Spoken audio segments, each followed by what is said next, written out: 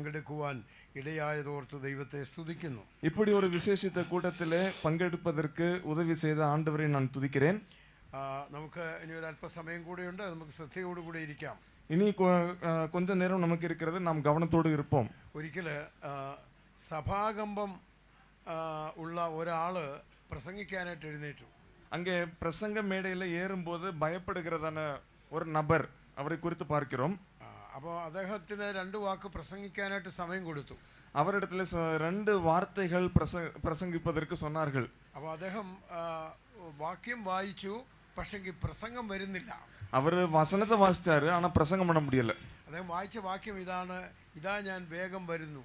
அவர் வாசித்ததான வசனம், இதோ நான் வேகமாக வருகிறேன். വെളിപ്പാട് പുസ്തകത്തിലെ വാക്യമാണ്, അവസാന വാക്യമാണ്, behold I come quickly. வெளிப்படுத்தின விசேஷத்தினுடைய கடைசி வசனங்களில் நாம் வாசிக்கிறோம், இதோ நான் சீக்கிரமாக வருகிறேன். അപ്പോൾ അദ്ദേഹം ഒരു പ്രാവശ്യം പറഞ്ഞു, ഇതാ ഞാൻ വേഗം വരുന്നു. அவர் முதல் தடவையாக சொன்னார், நான் இதோ வேகம் வருகிறேன். വീണ്ടും അദ്ദേഹം പറഞ്ഞു, ഇതാ ഞാൻ വേഗം വരുന്നു. மறுபடியும் சொன்னார், இதோ நான் வேகம் வருகிறேன். മൂന്നാമത് ഇതാ ഞാൻ വേഗം വരുന്നു എന്ന് പറഞ്ഞിട്ട് താഴെ ഇരുന്ന ഒരു അമ്മച്ചിയുടെ ദേഹത്തോട് മറിഞ്ഞങ്ങ് വീണു.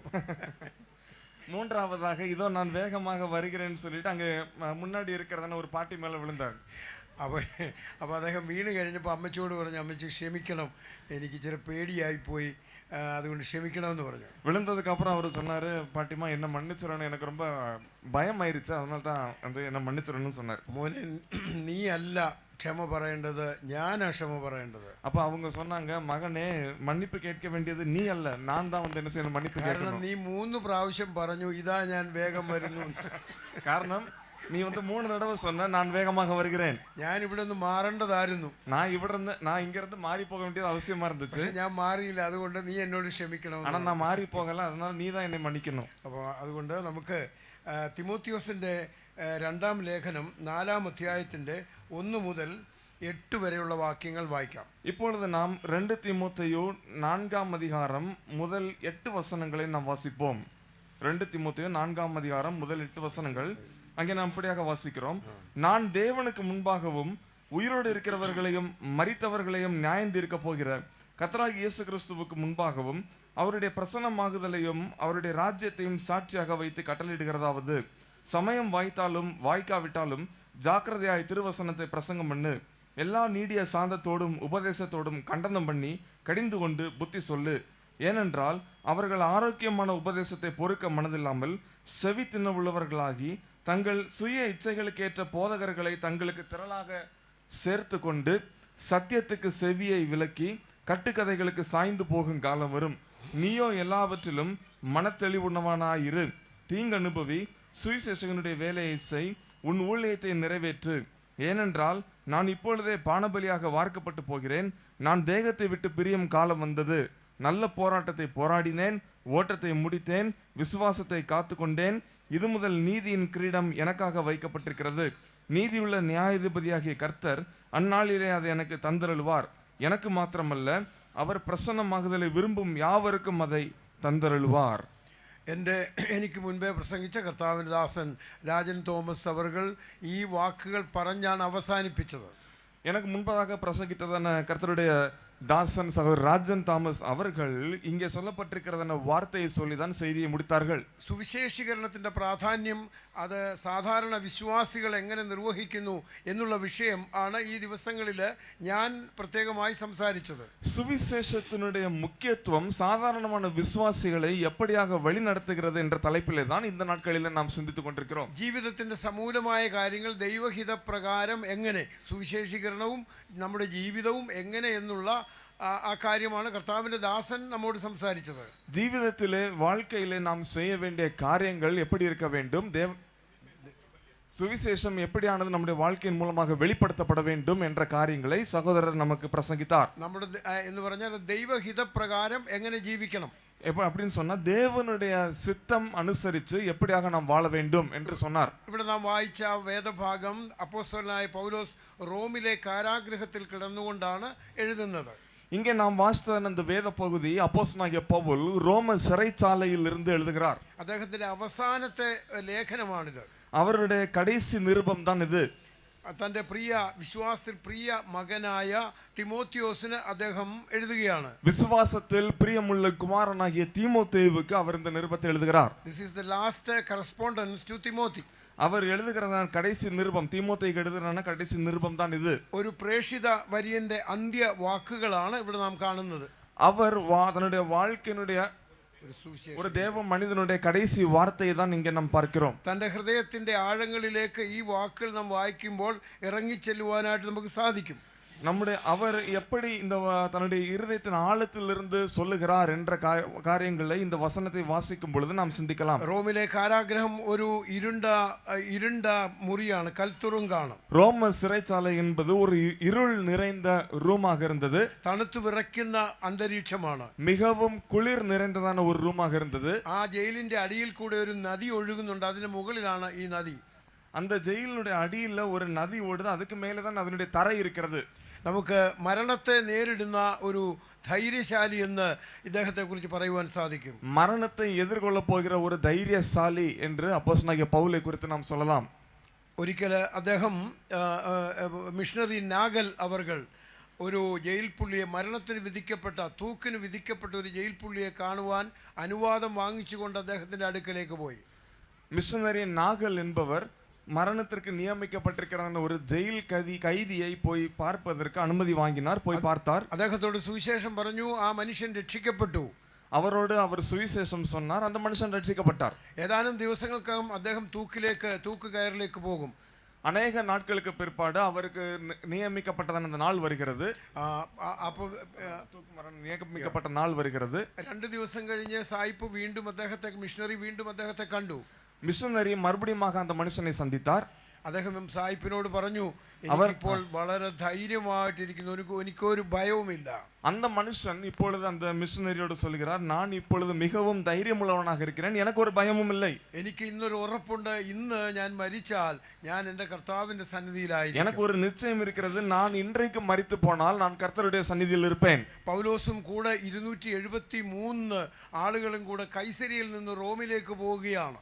பவுல் கூட அங்கே நாம் பார்க்கும் பொழுது அவர் சிசேரியாவிலிருந்து 273 பேரோடு அங்கே ரோமபுரி பட்டணத்திற்கு போகிறார். അതിലെ 276 പേരാണ് പോകുന്നത്. 273 പേരും അവിശ്വാസികളാണ്. 276 பேர் போகிறார்கள். 273 பேர் அவிசுவாசிகளாக இருக்கிறார்கள்.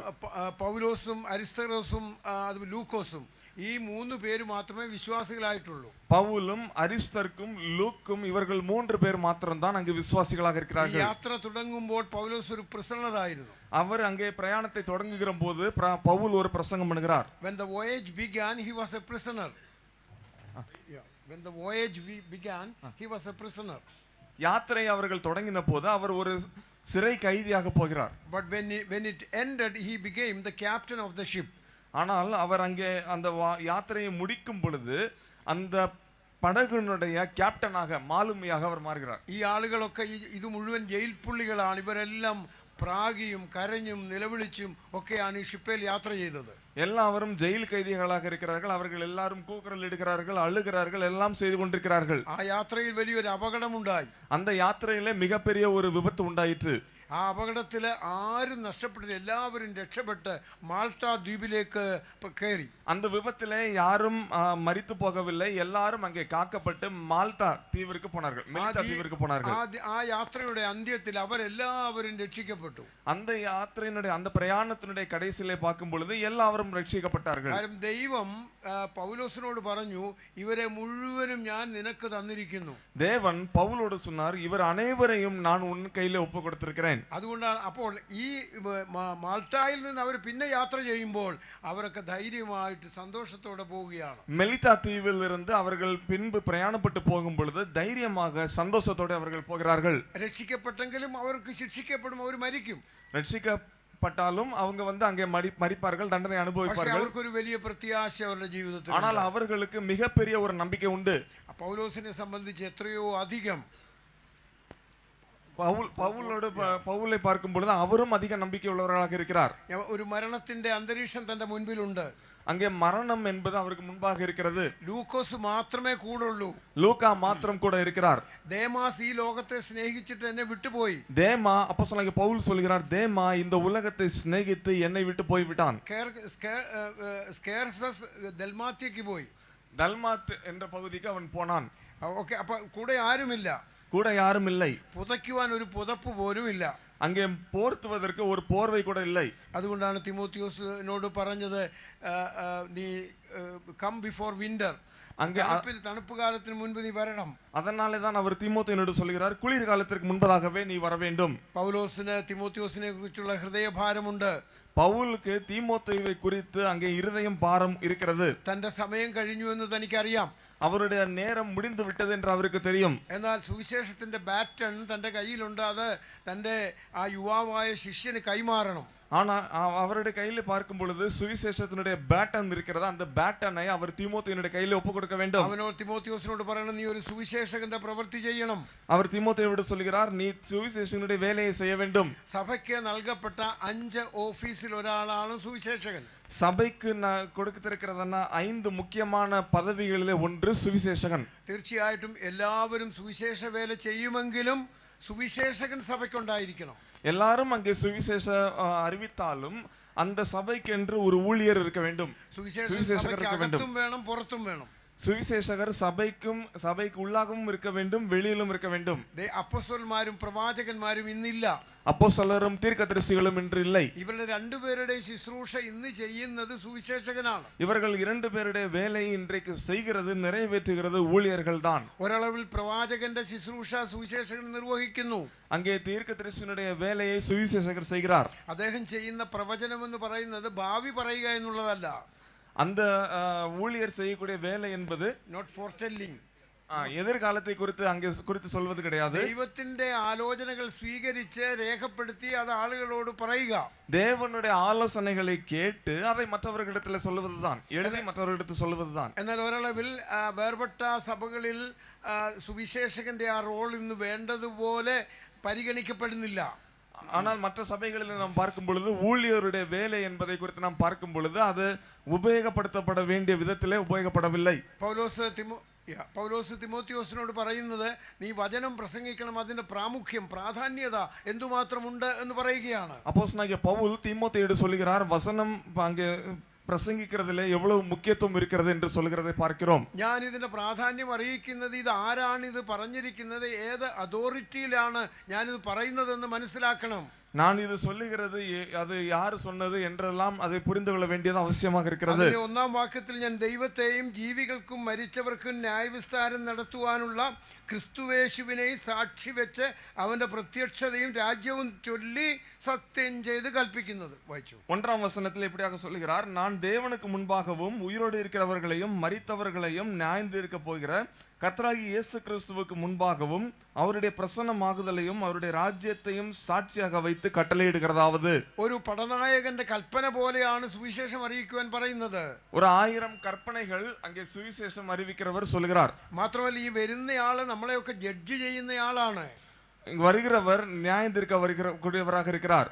അദ്ദേഹം ന്യായവിസ്താരം നടത്തുവാൻ പോകുന്നു. அவர் நியாய தீர்ப்பு நடத்த போகிறார். അവന്റെ പ്രത്യക്ഷതയും രാജ്യവും ചൊല്ലി. അപ്പോൾ കർത്താവായ യേശുക്രിസ്തു അപ്പിയർ ചെയ്യുവാനായിട്ട് പോകുന്നു. മാത്രമല്ല, he is going to establish a kingdom. அது பக்கம் நாம் பார்க்கும் பொழுது கர்த்தராகிய இயேசு கிறிஸ்து இந்த உலகத்திலே ராஜ்யபாரத்தை ஸ்தாபிக்க போகிறார். തീർച്ചയായിട്ടും ഞാനും നിങ്ങളും വിധിക്കപ്പെടും. തിമോത്തിയോസും പൗലോസും ന്യായവിസ്താരത്തിന് മുമ്പിൽ വരും.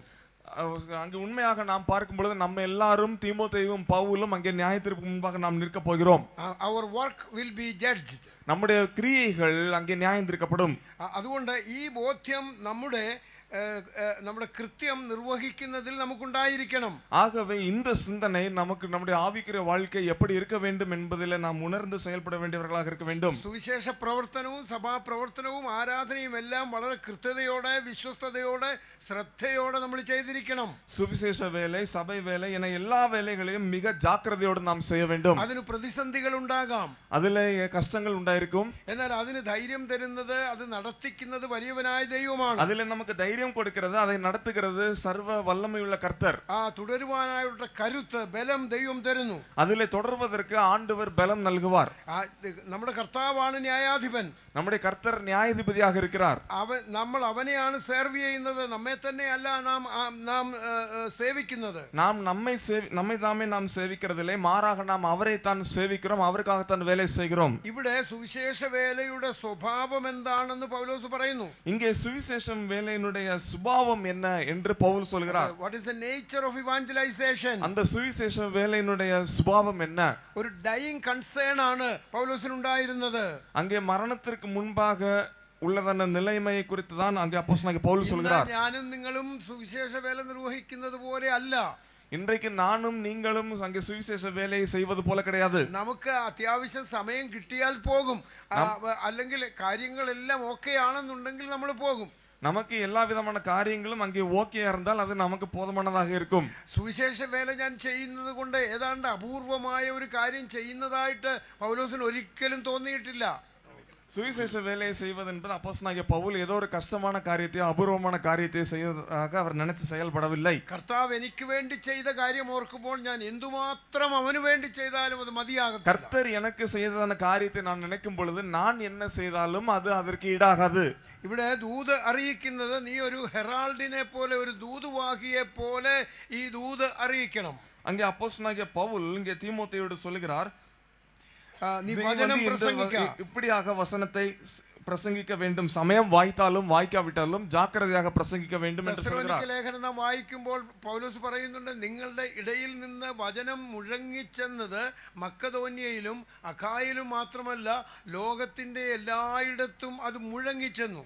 அப்போஸ்தலனாகிய பவுல் தெசலோனிக்கே பட்டணத்தாரோடு சொல்கிறார், உங்களுடைய இடையில் இருந்து, உங்கள் மத்தியில் இருந்து போனதான தெய்வீக வசனம் மக்கெதோனியாவிலும் அகாயாவிலும் மாத்திரமல்ல எல்லா இடத்திலும் போயிருக்கிறது என்று சொல்கிறார். അങ്ങനെ പറയുവാൻ കാരണം ഒരു രാജാവിന്റെ ദൂതുവാഹിയെ പോലെ പെരുമ്പറയടിച്ചുകൊണ്ട് തെരുവുകളിലൊക്കെ ചെന്നിട്ട് ഈ ദൂത് പറയുകയാണ്.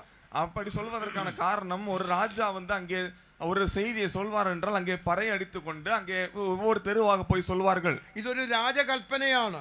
இது ஒரு ராஜாவினுடைய கற்பனையா இருக்கிறது. യെശയ്യാവ് പറയുന്നുണ്ട്, കാഹളം പോലെ നിന്റെ ദൂത് അറിയിക്കുക. ஏசாயா அங்கே சொல்கிறார், அங்கே எக்காலம் போல உம்முடைய செய்தியை நான் அறிவிக்கிறேன், எக்காலம் ஊதுவதை போல நான் சொல்கிறேன். ലൈക്ക് എ ട്രംപറ്റ്, കാഹളം പോലെ നിന്റെ വാക്ക്, നിന്റെ ശബ്ദം ഉയർത്തുക. அங்கே எக்காலம் போல உம்முடைய சத்தத்தை உயர்த்த வேண்டும். അത് മറ്റുള്ളവർ കേൾക്കേണ്ട ദൂതാണ്, மற்றவர் கேட்க வேண்டிய செய்தியாக இருக்கிறது. അത്ര നമുക്കറിയാം. ഇന്ന് സുവിശേഷം അറിയിക്കുക എന്ന് പറയുന്നത് മറ്റനേക വാർത്തകൾ കേട്ടില്ലെങ്കിലും ഒന്നും സംഭവിക്കുവാൻ പോകുന്നില്ല.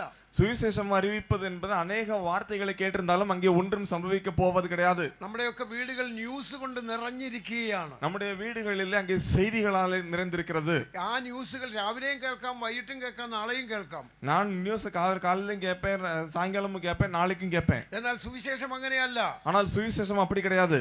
ഈ ഒരു വ്യക്തിയുടെ ഭാവി ഭാഗധേയം, ഫ്യൂച്ചർ നിശ്ചയിക്കുന്നത് ഇന്ന് കേൾക്കുന്ന സുവിശേഷമാണ്. ஒரு மனுஷனுடைய எதிர்காலத்தை நிர்ணயிக்கிறது இன்றைக்கு கேட்கக்கூடிய சுவிசேஷமாக இருக்கிறது. ദൂതുവാഹികളെ ജനങ്ങൾ നിഷേധിക്കുന്നത് കുറ്റകരമാണ്. அங்கே பிரசங்கிக்கிறவர்கள் ஜனங்களை பிரசங்கிக்கிறவர்களை ஜனங்கள் அற்பமாக எண்ணுவது தண்டனைக்குரியதாக இருக்கிறது. ഇനി നീ എങ്ങനെയാണ് ഇത് എപ്പോഴാണ് അറിയിക്കേണ്ടത്? இது எப்போ சொல்ல வேண்டும்? സുവിശേഷം അറിയിക്കാൻ ഒരു സമയമേ ഉള്ളൂ. சுவிசேஷம் அறிவிப்பதற்கு ஒரு சமயம் தான் இருக்கிறது. In season and out off season. அங்கே சொல்லப்பட்டிருக்கிறது, சமயம் வாய்த்தாலும் வாய்க்காவிட்டாலும். അപ്പം അത് ഒരു സമയമേ ഉള്ളൂ, in season and out off season. ஒரு நேரம் தான் இருக்கிறது, சமயம் வாய்த்தாலும் வாய்க்காவிட்டாலும். എന്താ അതിന്റെ അർത്ഥം? அதனுடைய அர்த்தம் என்ன? എപ്പോഴും അറിയിക്കണം, எப்போதும் சொல்ல வேண்டும். നമുക്കറിയാം, ഇങ്ങനെ പറയുന്നുണ്ട്, മഴയെ നോക്കുന്ന, കാറ്റിനെ നോക്കുന്നവൻ വിതയ്ക്കുന്നില്ല. அங்கே மழையை பார்க்கிறோம், காற்றை பார்க்கிறோம், அது விதைக்க மாட்டோம். മഴയെ നോക്കുന്നവൻ കൊയ്യുന്നുമില്ല. மழையை அங்கே நோக்குகிறவர் அறுக்கிறதில்லை. ബെനായാവ് എന്ന് പറയുന്ന ദാവീദിന്റെ ഒരു പോരാളി ഉണ്ടായിരുന്നു. தாவீதுக்கு ஒரு சேவகன் இருந்தார், அவருடைய பெயர் பெனாயா. ആ ബെനായാവ് ഒരിക്കല് അവരുടെ ആ ദേശത്തെ യെരുശലേമിൽ ഒരു സിംഹം ഇറങ്ങിയിട്ടുണ്ടെന്നൊരു ന്യൂസ് കിട്ടി. அங்க பெனாயாவுக்கு ஒரு நியூஸ் வருது, எருசலேமை ஒரு சிங்கம் எருசலேமுக்குள்ள ஒரு சிங்கம் நுழைஞ்சிருச்சு. അപ്പം അവൻ എന്ത് ചെയ്തു? അതിരാവിലെ മഞ്ഞുള്ളപ്പോൾ തന്നെ അവൻ ആ സിംഹത്തിന്റെ ഗുഹയിൽ ചെന്ന് അതിനെ അവന്റെ കുന്തം കൊണ്ട് കുത്തിക്കൊന്നു.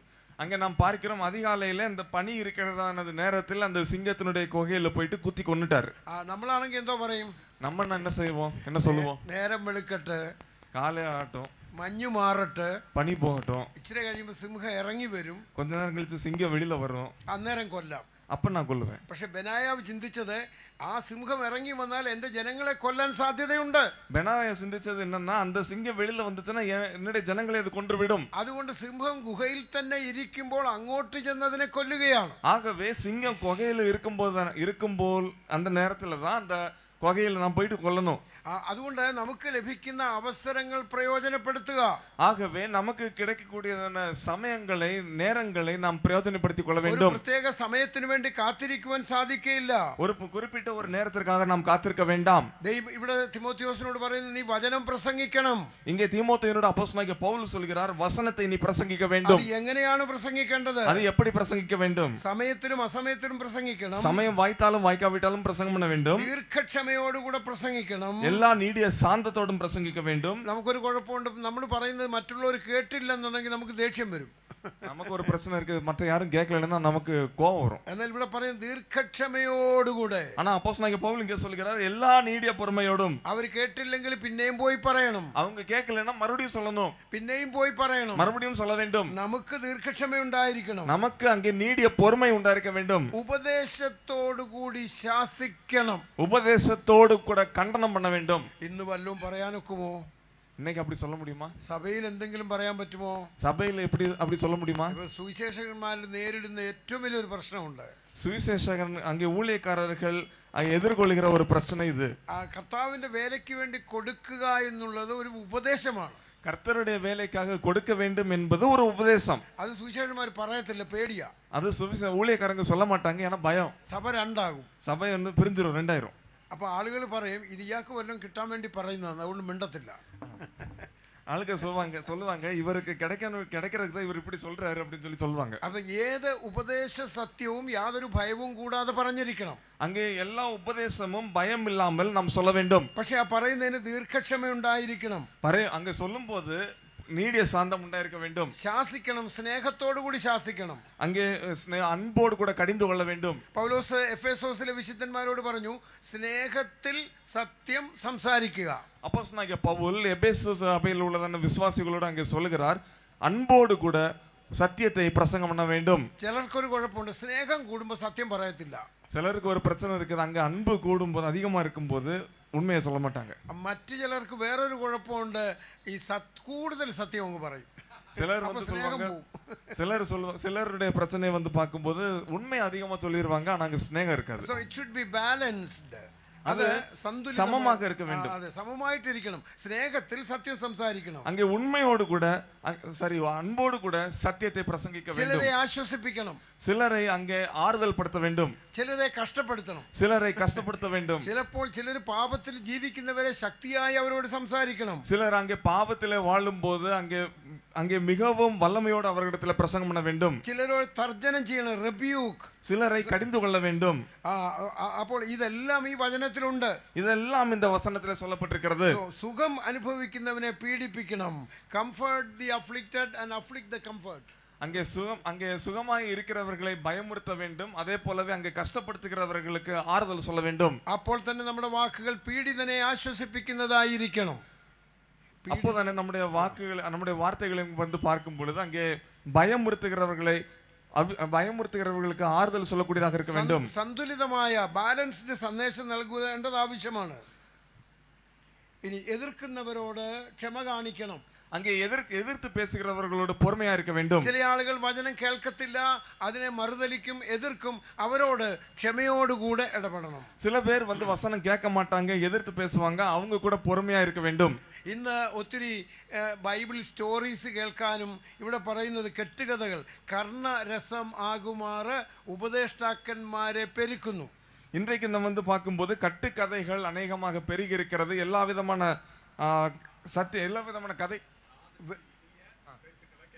எல்லா விதமான காதுக்கு இனியதான பேச்சுகளை கேட்கிறார்கள். Verse 4 സത്യത്തിന് ചെവി കൊടുക്കാതെ കെട്ടുകഥകൾ കേൾപ്പാൻ തിരികെയും ചെയ്യുന്ന കാലം വരും. 4ஆம் வசனத்தில் இப்படியாக நாம் வாசிக்கிறோம், சத்தியத்துக்கு செவியை விலக்கி கட்டுக்கதைகளுக்கு சாய்ந்து போகும் காலம் வரும். ആളുകൾ ചുമ്മാതെ തമാശ മാത്രം പറയുന്നവര്, அங்க சிலர் ஜாலிக்காக சொல்றேன்னு சொல்லுவாங்க.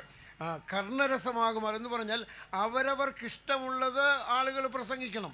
அவங்களுக்கு இஷ்டம் உள்ளதை அவங்க பிரசங்கிப்பாங்க. സ്വന്തം മോഹത്തിന് അനുസരിച്ച് നടക്കുവാൻ ഇഷ്ടമുള്ള പ്രസംഗകരെ മാത്രമേ ആക്കത്തുള്ളൂ.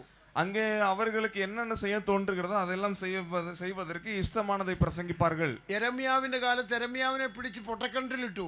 அங்கே எரேமியானுடைய காலத்தில் பார்க்கும்போது அவரை பிடித்து அங்கே ஒரு குழியிலே விட்டார்கள். കാരണം രാജാവിന് വിരോധമായി ദൈവം പറഞ്ഞ കാര്യങ്ങൾ യെരമ്യാവ് പ്രവചിച്ചു. காரணம் என்னன்னு பார்க்கும்போது ராஜாவுக்கு விரோதமான ஆண்டவர் சொன்ன காரியங்களை எரேமியா அங்க சொன்னார். രാജാവിന് ഇഷ്ടമുള്ളത് പ്രസംഗിക്കണം. ராஜாவுக்கு இஷ்டமாயிட்டு உள்ள காரியங்களை சொல்லணும். പണ്ടത്തെ രാജ കിങ്കരന്മാർ അല്ലെങ്കിൽ രാജാവിന്റെ സഭയിലുള്ള കവികള് രാജാവിന് ഇഷ്ടമുള്ള കവിതയാണ് എഴുതുന്നത്. முன்னாடி உள்ள காலங்களில் பார்க்கும்போது ராஜாவினுடைய அரண்மனையில் இருக்கிறதான புலவர்கள் ராஜாவுக்கு இஷ்டமுள்ள காரியங்களை சொல்வாங்க. ഒരിക്കൽ അലക്സാണ്ടർ ചക്രവർത്തി അദ്ദേഹത്തിന്റെ ഒരു പടം വരയ്ക്കാനായിട്ട് അവിടുത്തെ കലാകാരന്മാരോട് പറഞ്ഞു. அலெக்சாண்டர் சக்கரவர்த்தி என்பவர் அங்கே உள்ளதான அந்த வரைபடங்கள் வரைகிறவர்களோடு அவருடைய ரூபத்தை வரைய சொன்னார். ஓவியர்களை அவரு ചക്രവർത്തിയുടെ പടം വരച്ചുകൊണ്ട് വന്നു. அவர்கள் அலெக்சாண்டர் சக்கரவர்த்தியுடைய படம் வரைஞ்சிட்டு வந்தாங்க. എല്ലാരും വരച്ച പടം ഒരുപോലെ ഇരിക്കുന്നു. எல்லாரும் வரைஞ்ச படம் ஒரே மாதிரி இருக்குது. എന്ന് പറഞ്ഞാൽ രാജാവിന്റെ മുഖത്തിന്റെ ഒരു സൈഡ് കാണാതെ വരച്ചു വെച്ച് ഇങ്ങനെ ഇരിക്കുന്നു. ராஜாவினுடைய முகத்துல ஒரு சைடு காணாம இப்படி வரைஞ்சு வச்சிருக்காங்க. അതിന് കാരണം അദ്ദേഹത്തിന്റെ ഈ സൈഡ് യുദ്ധത്തിന് പോയ ഒരു വലിയ പാടുണ്ട്. காரணம் அவர் யுத்தத்துக்கு போனதுனால இந்த சைடுல ஒரு காயம் இருக்குது. അപ്പൊ ആ പാട് കാണാതെ രാജാവിന്റെ സൗന്ദര്യം പോകരുതല്ലോ. ആ പാട് കാണാതെ എല്ലാരും വരച്ചു. அந்த காயம் இருந்துச்சுன்னா ராஜாவினுடைய அழகு போகும். அதனால அந்த காயம் தெரியாம எல்லாரும் வரைஞ்சிட்டாங்க. പക്ഷേ രാജാവ് പറഞ്ഞു ഇതല്ല എന്റെ പടം. ராஜா சொன்னார், இது என்னுடைய படம் கிடையாது. ഞാൻ എങ്ങനെയായിരിക്കുന്നുവോ അതുപോലെ വരയ്ക്കണം. நான் எப்படி இருக்கிறேனோ அப்படியே வரையணும். അതുകൊണ്ട് നമ്മൾ പ്രസംഗിക്കേണ്ടത് ജനത്തിന് എന്താണ് ആവശ്യം അത് പ്രസംഗിക്കണം. அதனால நாம் பிரசங்கிக்க வேண்டியது மக்களுக்கு என்ன தேவையாக இருக்கிறதோ அதை பிரசங்கிக்க வேண்டும். ചില ആളുകൾ സത്യത്തിന് ചെവി കൊടുക്കുന്നില്ല. சில பேர் சத்தியத்திற்கு செவி கொடுக்க மாட்டார்கள். സ്വന്തം മോഹങ്ങൾ കൊത്തവണ്ണം ഉപദേഷ്ടാക്കന്മാരെ പെരുക്കുന്നു. அங்கே அவர்கள் தங்களுடைய இஷ்டத்திற்கு பிரசங்கிக்கிறதான உபதேசமார்கள் ஊழியர்களை அங்கே கொண்டு வருகிறார்கள். അവരവരുടെ ഇഷ്ടം അനുസരിച്ച് പ്രസംഗിക്കണ അവർക്കേ ഉള്ളൂ അംഗീകാരം. அவரவருடைய இஷ்டத்துக்கு பேசுறவங்க யாரு பேசுறாங்களோ அவங்களுக்கு தான் அவங்க அங்கீகாரம் கொடுப்பாங்க. കെട്ടുകഥകൾ പറയുന്നു. அங்க கட்டுக்கதைகள் சொல்வார்கள். അത് പറഞ്ഞു വഴക്കുണ്ടാക്കുന്നു. கட்டுக்கதைகள் சொல்லி அங்க பிரச்சனை ஆகும். നമുക്കുള്ള ഒരു ലാർജ് കോൺഗ്രിഗേഷൻ ഇവിടെ നമ്മുടെ പ്രസംഗത്തിന്റെ തെളിവല്ല. அங்கே எவ்வளவு பேர் வருகிறார்கள் என்பது பிரசங்கத்திற்கு முக்கியத்துவம் கிடையாது. ശരിയായിട്ട് സത്യം പറഞ്ഞാൽ ചിലപ്പോൾ ആളുകൾ ഇട്ടേച്ചു പോകും. அங்கே சரியான சத்தியம் சொன்னோம்னா சில பேர் எஞ்சி போவாங்க. പക്ഷേ സത്യത്തിന് വേണ്ടി നിന്നേ മതിയാകുള്ളൂ. സത്യത്തിற்காக உறுதியால் நின்னா மாத்திரம் போதும். ശ്രോതാക്കളെ സുഖിപ്പിച്ച് പ്രസംഗിക്കുന്നത് കൊണ്ടാണ് പലപ്പോഴും പലരും കൂടെ നിൽക്കുന്നത്. മീൻസ് ദ ഹീറേഴ്സ് கேட்கிறவங்களுக்கு இதம்மா மனசுக்கு இனிய பேசுறதுனால நிறைய பேர் கூட இருக்கிறாங்க. നമ്മൾ സ്വന്തമായിട്ട് ഉണ്ടാക്കി ഒന്നും പ്രസംഗിക്കണ്ട. നമ്മൾ സ്വന്തமாக ഉണ്ടാക്കിയിട്ട് ഒന്നും പ്രസംഗം பண்ண வேண்டாம். ദൈവത്തിന്റെ വചനത്തിൽ നമുക്ക് പ്രസംഗിക്കാനുള്ള കാര്യമുണ്ട്, അതങ്ങ് പറഞ്ഞാൽ മതി. தேவனுடைய வசனத்திலே பிரசங்கிப்பதற்கு காரியங்கள் இருக்கிறது, அது மாத்திரம் நமக்கு பிரசங்கித்தால் போதும். പൗലോസ് മിലേത്തോസിൽ നിന്ന് മൂപ്പന്മാരെ വിളിച്ചു വരുത്തിയിട്ട് എഫേസോസിൽ നിന്ന് മിലേത്തോസിലേക്ക് വിളിച്ചു വരുത്തിയിട്ട് അവരോട് ഒന്നും മറച്ചു വെക്കാതെ പറഞ്ഞു. பவுல் அப்போஸ்தலன் அங்கே எபேசு பட்டணத்தாரில் உள்ளதான மூப்பர்களை மிலேத்து என்ற பட்டணத்துக்கு வரவழைத்து எல்லாம் மறைக்காமல் அங்கே தெளிவாக சொல்லிவிட்டார். ഓരോരുത്തരോട് പറഞ്ഞു, ஒவ்வொருவரோடும் சொன்னார். കണ്ണുനീരോടെ കൂടെ പറഞ്ഞു, கண்ணீரோடு சொன்னார். എത്ര വ്യക്തമായിട്ടാണ് അദ്ദേഹം അവിടെ പറഞ്ഞിരിക്കുന്നത്. அவர் மிக தெளிவாக சொன்னார். അദ്ദേഹം പറഞ്ഞു, എനിക്കൊരു ശുശ്രൂഷയുണ്ട്. அவர் சொன்னது, எனக்கு ஒரு வேலை இருக்கிறது, എനിക്കൊരു ജീവിതമുണ്ട്, எனக்கு ஒரு வாழ்க்கை இருக்கிறது, அது கிறிஸ்துவிന് വേണ്ടി, அது கிறிஸ்துவுக்காக. എനിക്കൊരു ശുശ്രൂഷയുണ്ട്, അത് ക്രിസ്തുവിന് വേണ്ടി. எனக்கு ஒரு வேலை இருக்கிறது, அதுவும் கிறிஸ்துவுக்காக. എനിക്കൊരു ഓട്ടമുണ്ട്, അതും ക്രിസ്തുവിന് വേണ്ടി. எனக்கு ஒரு ஓட்டம் இருக்கிறது, அதுவும் கிறிஸ்துவுக்காக. അവസാനമായിട്ട് ആ ഓട്ടം ഇവിടെ തികയ്ക്കുന്നു എന്ന് അദ്ദേഹം പറയുകയാണ്. அங்கே கடைசியாக அவர் சொல்கிறார், நான் என்னுடைய ஓட்டத்தை இங்கே முடிக்கிறேன் என்று சொல்கிறார். എത്യോപ്യയിലെ ആ യൂനക്കിനോട് ഫിലിപ്പോസ് പറഞ്ഞ സുവിശേഷം കൃത്യമായി പറഞ്ഞപ്പോൾ വെള്ളം കണ്ടുടനെ അദ്ദേഹം പറഞ്ഞു, ഇതാ വെള്ളം, ഞാൻ സ്നാനപ്പെടുന്നതിന് എന്താ തടസ്സം? அங்கே எத்தியோப்பியா மந்திரியோடு பிலிப் அங்கே சுவிசேஷம் சொல்லும் போது அவர் சுவிசேஷம் சொன்னதற்கு பிற்பாடு ஞானஸ்நானம் எடுக்க வேண்டும்.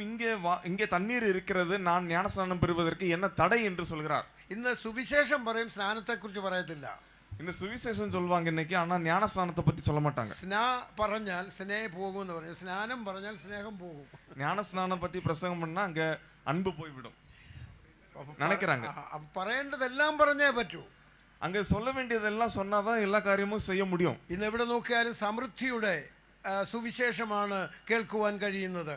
அங்கே நாம் இங்கே நாம் பார்க்கிறது என்ன, இப்பொழுது நாம் இந்த காலகட்டங்களில் பார்க்கிறது என்னவென்றால் செழிப்பு உபதேசங்களை அநேகமாக நாம் பார்க்கிறோம். എമ്മൗസിലേക്ക് പോയ 2 ശിഷ്യന്മാരുടെ കൂടെ മൂന്നാമതൊരാളും കൂടെ ചേർന്ന് നടന്നു. எம்மாவு பட்டணத்திற்கு போகிறதான 2 சீஷர்களோடு கூட சேர்ந்து மூன்றாவதாக ஒரு நபர் போகிறார். അവരോട് ദൈവത്തിന്റെ വചനത്തെ ആധാരമാക്കി കൃത്യമായി കാര്യങ്ങൾ പറഞ്ഞു. அவர்களோடு அங்கே தேவனுடைய வார்த்தைகளை பிரசங்கிக்கிறார். അങ്ങനെയുള്ള വാർത്ത കേട്ടപ്പോൾ അവരത് കേട്ടിട്ട് അവരുടെ ഹൃദയം കത്തിക്കൊണ്ടിരുന്നു.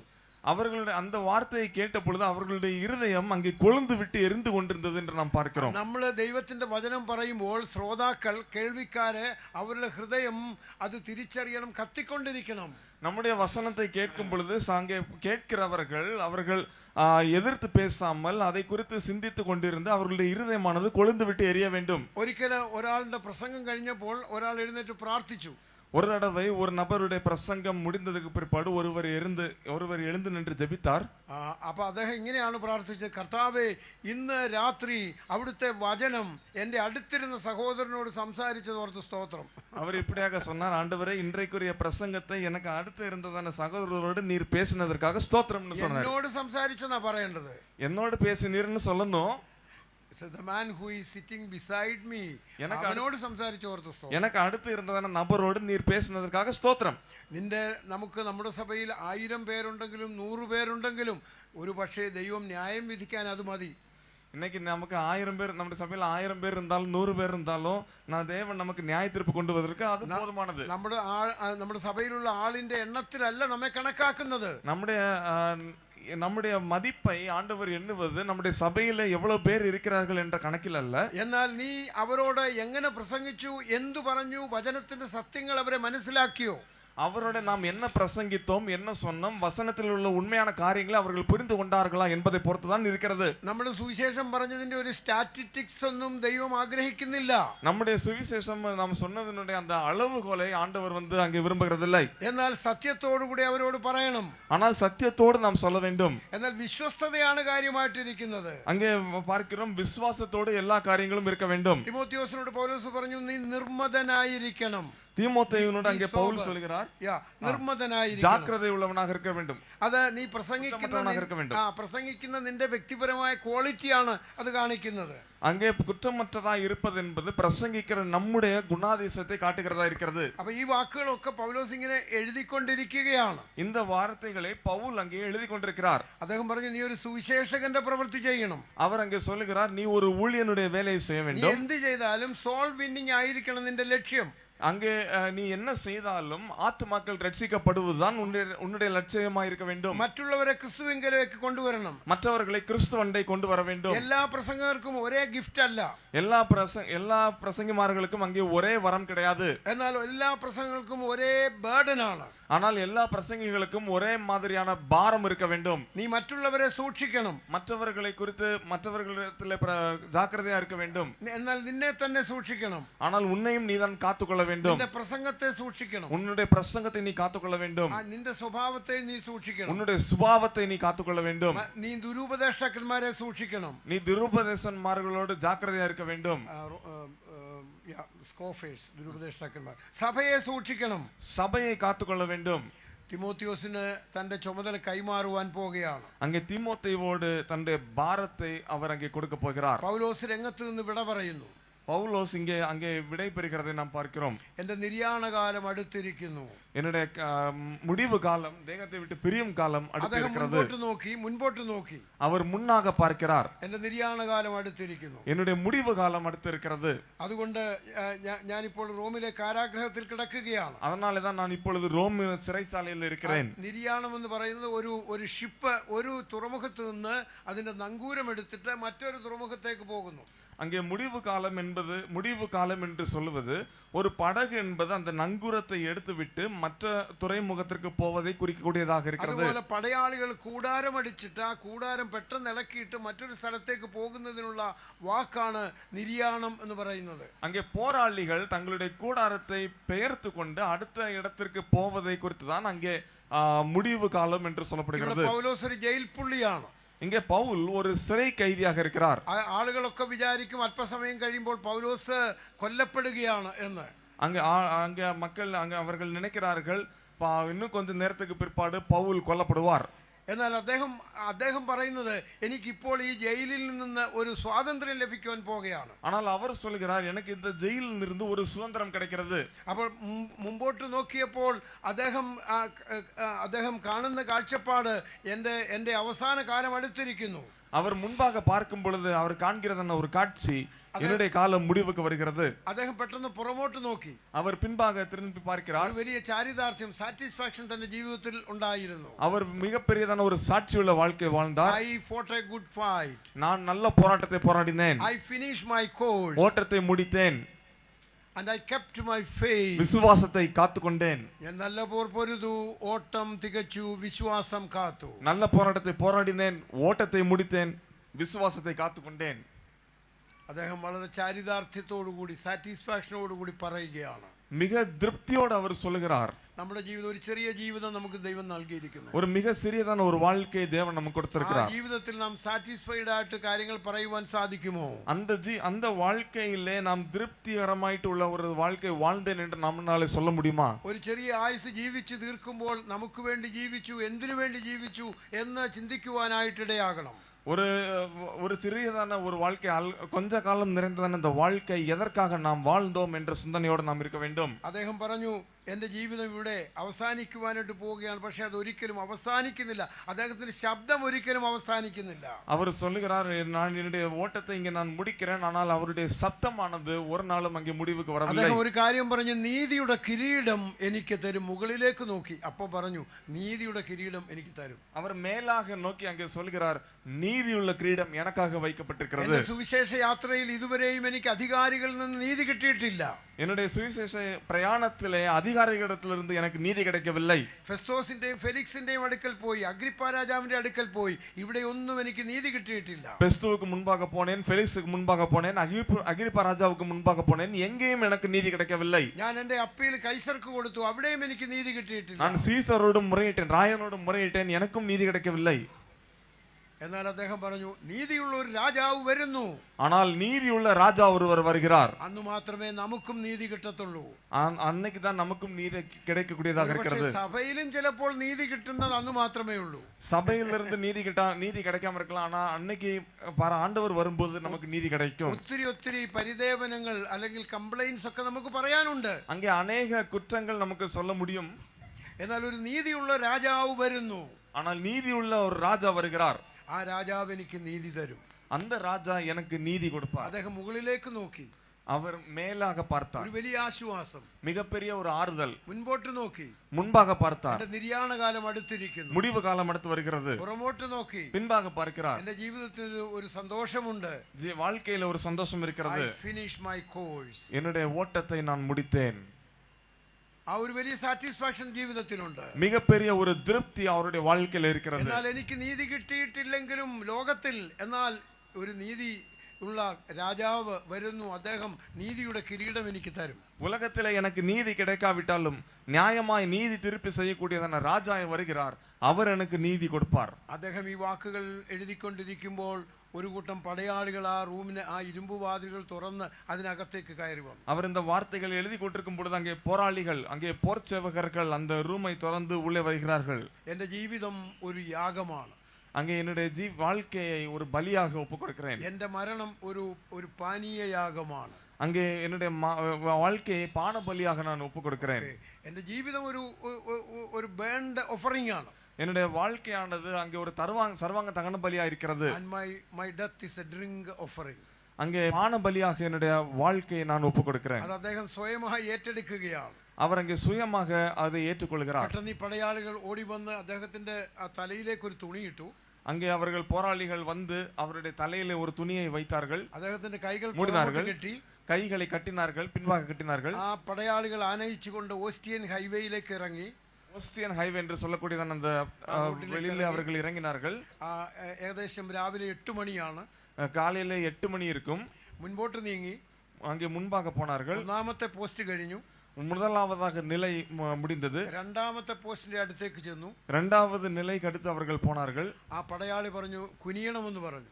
அந்த போர் வீரர் சொன்னார் குனிய வேண்டும் என்று சொன்னார். സുവിശേഷത്തിന്റെ യാത്രയിൽ ഇതുവരെ ഒരു മനുഷ്യന്റെ മുമ്പിൽ അദ്ദേഹം കുനിഞ്ഞിട്ടില്ല. சுவிசேஷ பிரயாணத்தில் இதுவரை ஒரு மனுஷனுக்கு முன்பாக அவர் குனிந்து நின்றதில்லை. പക്ഷേ ഇവിടെ കുനിയുവാൻ അദ്ദേഹത്തിന് ഒരു മടിയുമില്ല. കാര്യം താൻ സ്നേഹിക്കുന്ന പ്രിയം വെക്കുന്ന ആ വ്യക്തിത്വത്തിന്റെ മുമ്പിലാണ് കുനിയുവാൻ പോകുന്നത്. ஆனால் இங்கே அவருக்கு குனிவது அவருக்கு ஒரு கஷ்டமாக தெரியவில்லை. ஏனென்று பார்க்கும் பொழுது தான் நேசித்த தான் சேவை செய்த கர்த்தருக்கு முன்பாக கர்த்தருக்கு சமூகத்தில் அவர் போகிறபடினாலே அவர் அங்கே குனிகிறதை நாம் பார்க்கிறோம். സാധാരണ കുറ്റവാളികൾ കുനിയത്തില്ല, ഭയങ്കര മടിയാണ്. കാര്യം അവരുടെ തല വെട്ടാൻ പോകുകയാണെന്ന് അറിയാം. அங்கே சாதாரணமாக இருக்கக்கூடிய குற்றவாளிகள் குனிவதில்லை. ஏனென்று பார்க்கும் பொழுது அவர்களுடைய தலை வெட்டப்படும் என்பது அவர்களுக்கு தெரிந்திருக்கிறது. വളരെ ഷാർപ്പായിട്ടുള്ള ആ വാളിന്റെ അറ്റം കൊണ്ട് മുതുകിനൊരു കുത്തുകുത്തു. அங்கே மிகவும் கூர்மையாக இருக்கக்கூடியதான அந்த வாளாலே அவருடைய முதுகிலே குத்தினார்கள். പെട്ടെന്ന് കുനിയും. அங்கே வேகமாக குனிவார். ഉടനെ ആ വാള് ഉയർന്നു താഴും. அங்கே மேலிருந்து வாளால் குத்துவார்கள். പക്ഷെ പൗലോസിന് അതിന്റെ ആവശ്യം വന്നില്ല. பவுலுக்கு அதனுடைய அவசியம் வந்துட்டு സധൈര്യം ആ വാളിന്റെ മുമ്പിൽ കുനിഞ്ഞു കൊടുത്തു. அங்கே அவருக்கு இருக்கிறதான மன தைரியம் அந்த வாளுக்கு முன்பாக அவர் குனிந்தார். ഉദയസൂര്യൻ ഉദിച്ചു വരുമ്പോൾ ആ വാള് ഒന്ന് ഉയർന്നു. ആ പ്രകാശം അത് വെട്ടിത്തിളങ്ങി. அங்கே உதயசூரியன் அங்கே உதித்து வருவதற்கு முன்பதாக வாள் அவர் முதுகிலே குத்தினது. இந்த ஒளியில அந்த வாள் வந்து மின்னுனதை பார்க்கிறோம். ആ വാളൊന്ന് ഉയർന്നു താണു. ആ വാൾ வந்துட்டு ഉയരത്തിലിருந்து കീഴே விழும். അദ്ദേഹത്തിന്റെ തല ആ ജഡത്തിൽ നിന്ന് വെട്ടിമാറി. அது அவருடைய தலை அவருடைய മാംസത്തിലിருந்து പുറമ്പാക്കപ്പെട്ടത്, വെട്ടപ്പെട്ടത്. റോമൻ ഗവൺമെന്റും എംപററും വിചാരിച്ചു ഇതോടുകൂടെ പൗലോസിന്റെയും ക്രിസ്ത്യാനിത്വത്തിന്റെയും ശബ്ദം ഇവിടെ അവസാനിക്കുകയാണ്. ரோம ஆளுநர்கள் நினைத்தார்கள் இதோடு கூட பவுலுடைய வாழ்க்கையும் கிறிஸ்துவை குறித்ததான அந்த பிரசங்கமும் காரியங்களும் எல்லாம் முடிவுக்கு வந்துவிடும் என்று நினைத்தார்கள். എന്നാൽ നേരെ മറിച്ചാണ് സംഭവിച്ചത്. ஆனால் அவர் எதிர்பார்த்தது போல நடக்கவில்லை, நேர்மறையாக சம்பவித்தது. ആ ശബ്ദം ഇന്നും പ്രതിധ്വനിച്ചു കൊണ്ടിരിക്കുകയാണ്. அந்த சத்தம் இன்றைக்கும் துணியாக கேட்டுக்கொண்டே இருக்கிறது. ഞാൻ നല്ല പോർ പൊരുതു, நான் நல்ல போராட்டத்தை போராடினேன், ഓട്ടം തികച്ചു, ஓட்டத்தை முடித்தேன், വിശ്വാസം കാത്തു. விசுவாசத்தை காத்துக்கொண்டேன். സകല വിശ്വാസികളും ഏറ്റെടുക്കുന്ന ശബ്ദം, மிக எல்லா விசுவாசிகளும் ஏற்றெடுக்கக்கூடியதான ஒரு சத்தம். ആ പോരാട്ടത്തിന്റെ ശബ്ദം നമ്മുടെ സുവിശേഷത്തിൽ ഇനിയും മുഴങ്ങട്ടെ. அந்த போராட்டத்தினுடைய சத்தம் நம்முடைய சுவிசேஷ வேளையிலும் இனியும் கேட்கப்படுவதாக. ഈ പ്രത്യേക മീറ്റിംഗിൽ എനിക്കും ഒരു അവസരം തന്നതോർത്ത് ഇതിന്റെ സംഘാടകർക്ക് നന്ദി പറയുന്നു, ദൈവത്തിന് നന്ദി പറയുന്നു, എൻ്റെ ട്രാൻസ്ലേറ്റർക്ക് നന്ദി പറയുന്നു. Thank you. இந்த கூட்டத்திலே நானும் வந்து பிரசங்கிப்பதற்கு என்னை அழைத்ததான சபையார் யாவருக்கும் ஏற்பாட்டாளர்கள் யாவருக்கும் நான் நன்றியை தெரிவித்துக் கொள்கிறேன்.